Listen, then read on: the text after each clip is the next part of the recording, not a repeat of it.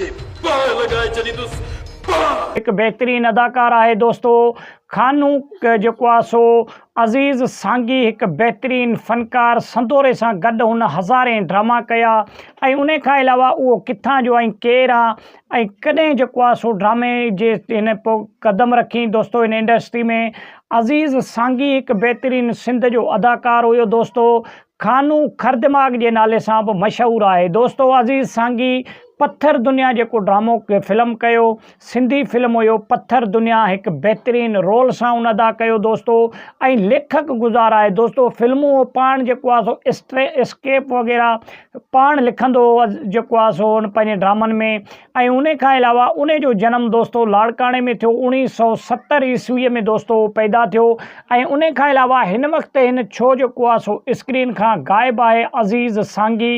इन जे बारे में तफ़सीली वीडियो में गाल कंदासीं दोस्तों, छाजे करे जो हिननि जे पंहिंजे ॻोठ में कुछ खूनी तकरार के बारे में 2 कत्लनि जो इल्ज़ाम है अज़ीज़ सांगीअ जे मथां। इन जे करे हिनमहिल रूपोश है दोस्तों।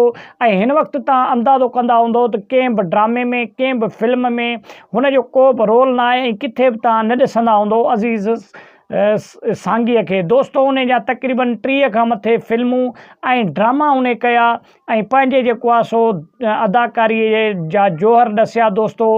PTV ते भी उन कम कयो, सिंध TV KTN ते भी उन बेहतरीन ड्रामा पंहिंजो रोल अदा कयो। सब खां पहिरीं स्टेज ड्रामा करण स्टार्ट कयो अज़ीज़ सांगीअ दोस्तों। स्टेज ड्रामा जो मतलब है जो सो स्टेज ते भी वगैरह ड्रामा वगैरह कंदा हुआ अग में जी प्रोग्रामन के दौरान। उन खां पोइ PTV जॾहिं थियो PTV ते ड्रामा करण इन स्टार्ट कया, 2-3 ड्रामा PTV ते भी कया।